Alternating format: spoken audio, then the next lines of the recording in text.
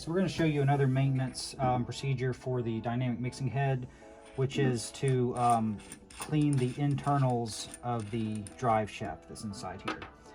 So what we're going to do is essentially we have to remove the motor, remove the clamping nut here, and we're going to take the entire assembly out.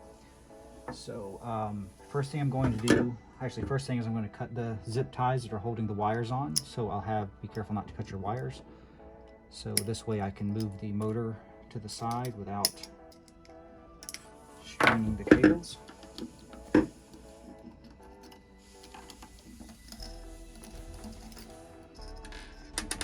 the motor's held on by these 4 cap screws.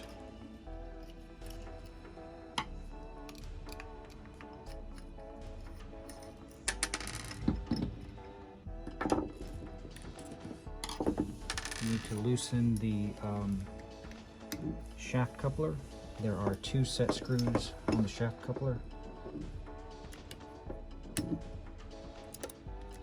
When you reassemble this, you notice there's a flat on the shaft, so you want to make sure one of the set screws lines up with the shaft when it's reassembled.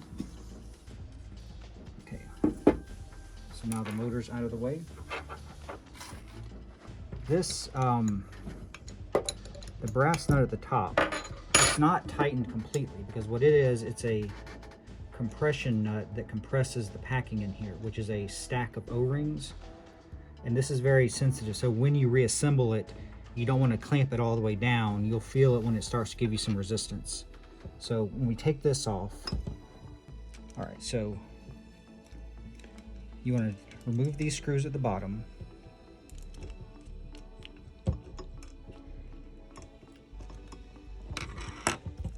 And if there's going to be a little bit of friction on the shaft, so if you have some flat-jawed pliers that won't mar it, it can help you to pull that down a little bit.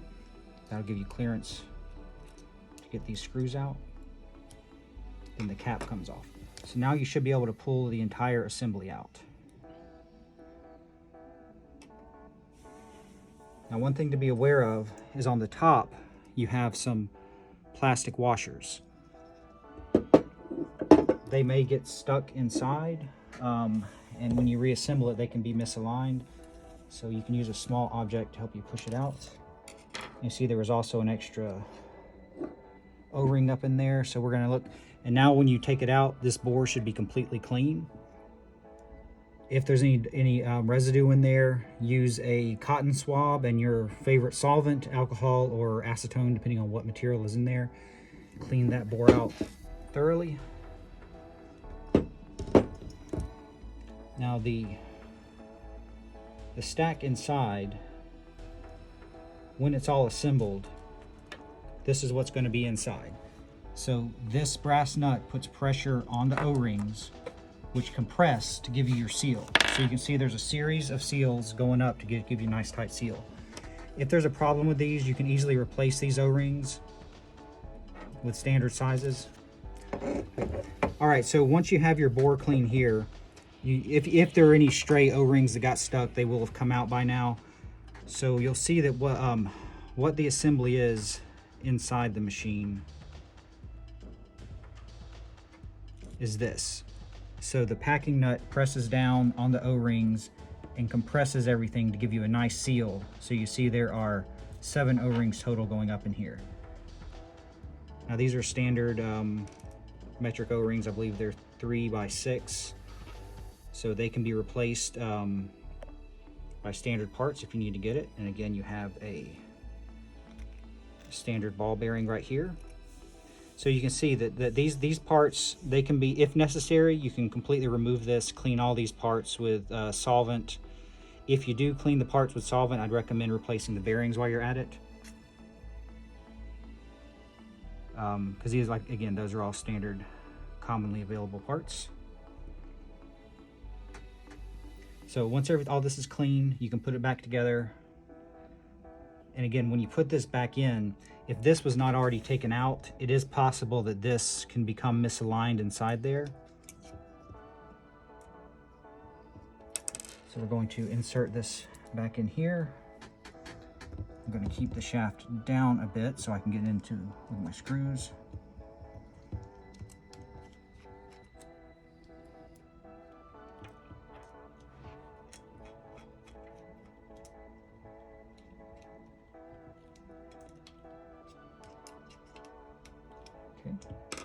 Push this back to the top. Take your plastic flanged washer, push it back down on here.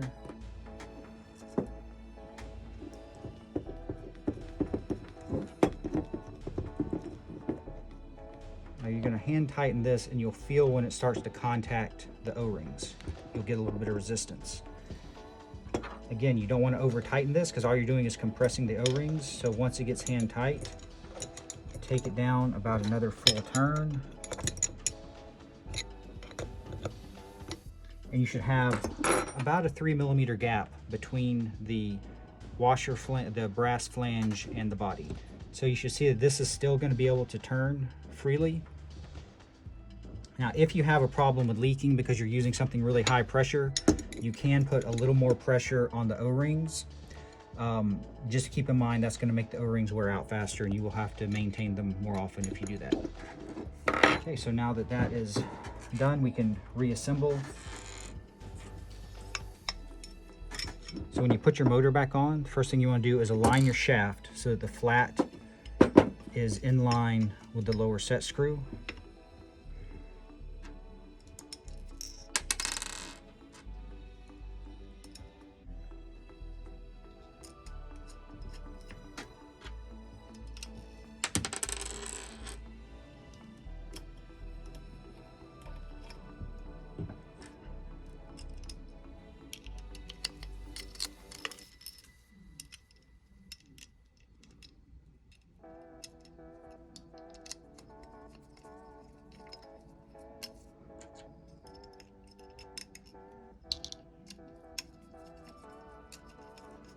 Okay, once all 4 screws are in just snug, then you can go back and tighten them on alternate corners. Okay, so now we're going to tighten back the screw that's on the flat side of the shaft. We're going to tighten the screw on the other side.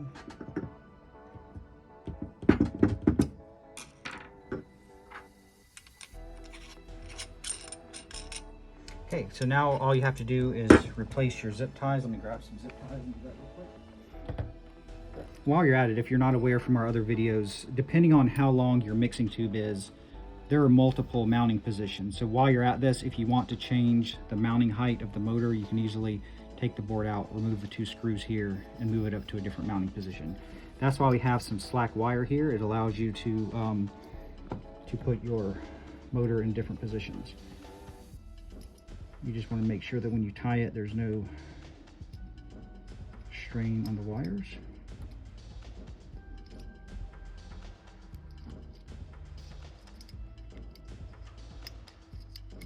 Oh, almost had it.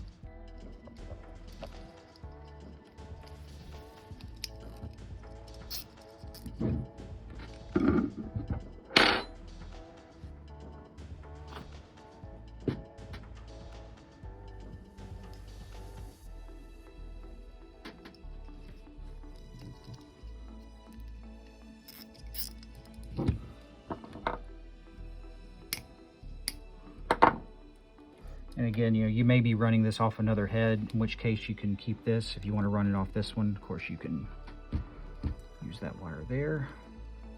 So this again, this is going to go to whichever control board is actually turning the valve on and off, so you can modify its position also if necessary.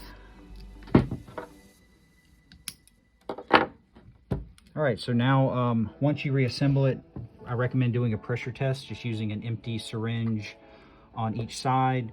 Activate the valve, open and close, to make sure that you don't have any leaks. Then you're good to go.